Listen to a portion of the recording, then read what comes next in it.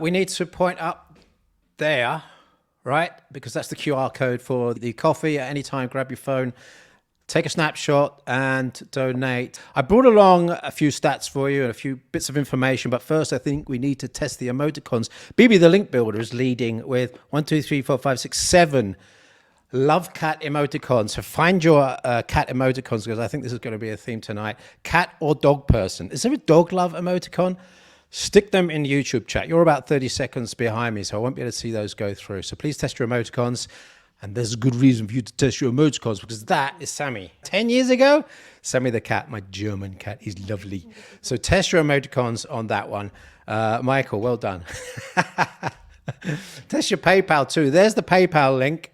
You need to keep that right in front of you so that you pass that on, send some money to this amazing cause. I want to start off with a little story of how the internet stole my cat. True story. No, he wasn't using Google Maps at the time. He was, and there's a picture of him. This is Schmitty. He's another German cat, and he lived with me in Holland, in Haarlem, when I was there over 20 years ago. Now, you know how it is if you've got a cat, and you get to the next day, and he doesn't turn up at the door as expected. You're like, okay, there's something going on here. Maybe he's stuck in a garage or a cellar, and then it gets to lunchtime, and then you're starting to worry. Well, it got to 2 days for me. 2 days, and Schmitty hadn't turned up, and I was like, what the hell is going on here? And so I'm starting to think about, okay, he's gone out the back, he's gone out the front. And then I remembered 2 days before I'd had a delivery. I'd had an internet delivery. This is 2000, the year 2000. So 24 years ago, this company here, Albert Heijn, that's in Dutch, but if you're in Holland, you'll know this company. And they started in 1999, internet shopping deliveries. So I'd taken a delivery from them 2 days earlier, and I thought, is it possible? Is it possible that Schmitty jumped in the van while they were delivering? So I phoned up Albert Heijn customer service. Thankfully, 20 years ago, customer service worked. I got through to a very helpful woman who called the driver and then called me back and said, yes, at the next delivery point, a black cat jumped out. So I get my stuff together. I go into the Haarlem town center. So there's an English guy walking around Haarlem. Schmitty, Schmitty, Schmitty. Not the best kind of combination of languages. I went through all the roads, and about an hour later, I heard his distinctive meow. I don't know if you've got a cat. You had that distinctive meow, right? And I heard him. There he was underneath the car. Grabbed him, took him back home, and thank goodness. So that was my cat that was lost to the internet. The amount of relief I had that he was okay was huge. So think about that when you're thinking about donating this evening. Right, trends in search. We have done a bit of a study. Charlie Williams has done some work for me, and we've picked out some interesting stuff. And I want, if you've got any ideas in the comments as to how these trends were formed, please let me know, because I have no idea. And the actual curves of these are very interesting as well. Smurf cat is one, and I put TikTok question marks because this looks like a TikTok-y type of trend. If it is a TikTok trend, it's worthless because it's long gone. And if you're looking at sort of opportunities in SEO, this is a term you might want to ignore. I've got a few more which have different curves, and this is interesting. Cat enrichment is one of them. Now, this looks like something that has been growing. These are our trends. We send out 10 of these every month in what we call Trend Watch. Have a look for that if you want some more stuff. And this looks like an organic one. This looks like it's been growing over time. And in terms of sort of content planning, this might be an interesting one for you to work on. I suspect this is like a PR job. If anyone knows what the hell's going on in the background here, it does sound like someone's trying to build it up. Cat experience days is an interesting one. I have to admit, when I first saw this, I thought, why does a cat need an experience day? But yeah, of course, it's the children that are going to see the cats for their experience days. Although I've got a little bit of data that says otherwise at the end. This is a typical Christmas trend. You can see that this peaks at Christmas every year. The search volume is not huge there. This is UK search volume.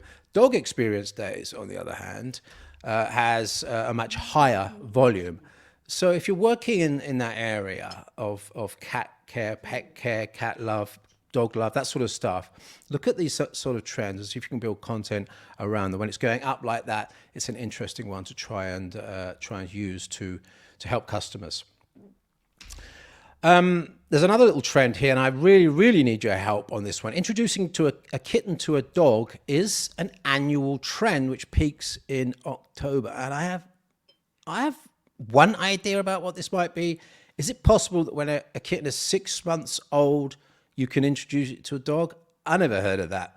But if you've got any ideas as to why introducing a kitten to a dog trends in October every year, then I'd love to hear about it. There's a link between fashion and dogs as well, and this is where I bring back the dog experience stuff, because I looked into the dog experience keywords, the environment that goes around that word, as Google sort of links it between URLs, and there's a couple of fashion houses in there. Oliver Bonas is a fashion house. I'm like, what the hell is going on here? It turns out that this is happening. This is 20 cents of ingredients, as far as I can work out: flour, sugar, porridge, and a bit of dried carrot in there for your doggy baking company. Lovely, lovely treats. My advice to you is not to spend 13 euros on this. Spend €1 on the ingredients and to put the 12 euros into the account for this evening, because this is a little bit too extreme for me. Right, more on this in our Sector Watch. I don't have much time left, but I just want to take the top domains and show you the top domains for our analysis of the keywords for dog care and cat care. It's interesting. This is UK data. And for those in the UK, you may not be surprised to see these organizations in there. Two of those are charities. One of them is a commercial, I think a pet walking or a pet home care kind of platform where you can pair up people with pets. In terms of SEO, charities are quite interesting. I did a study last year which showed that charity sites have really been boosted. Now, this could be due to the way they do content, no ads or less ads. There's less of an obvious commercial intent to the website behind these charities. The same sort of thing happens with cat care as well. The top 3 of those were charities.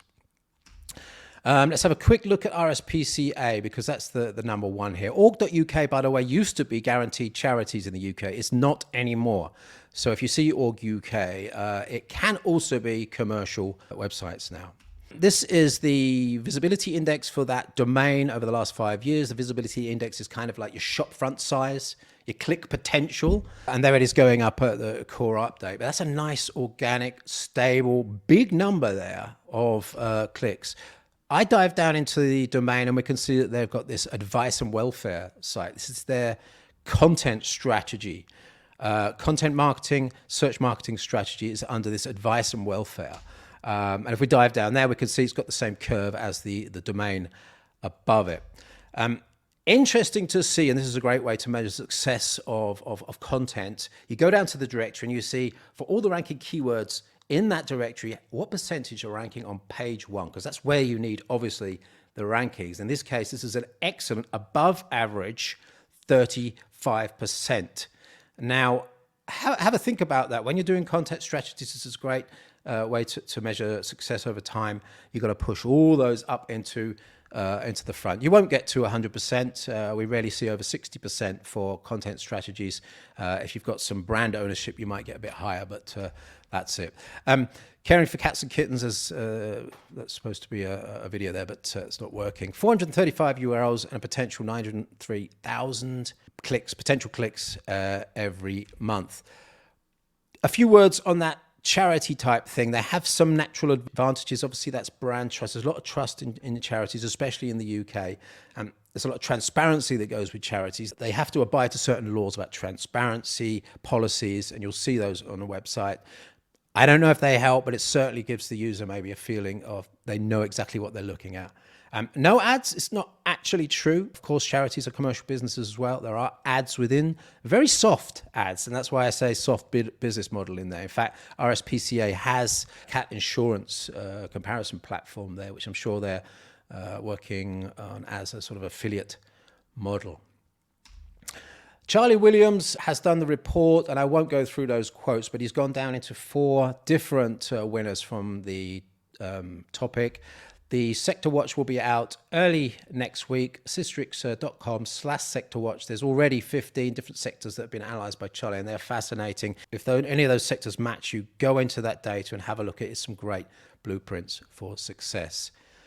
Last thing, there's Sammy, and he says, flex your PayPal. And put those lovely little icons up on the screen. Do they float up on YouTube, Anton? I don't know if they float up anymore, do they? That's me done. Barry and Glenn are up next, and I'm going to hang around and listen to that because I'm sure it's going to be extremely informative. Thank you, Anton, for all your work, and see you soon.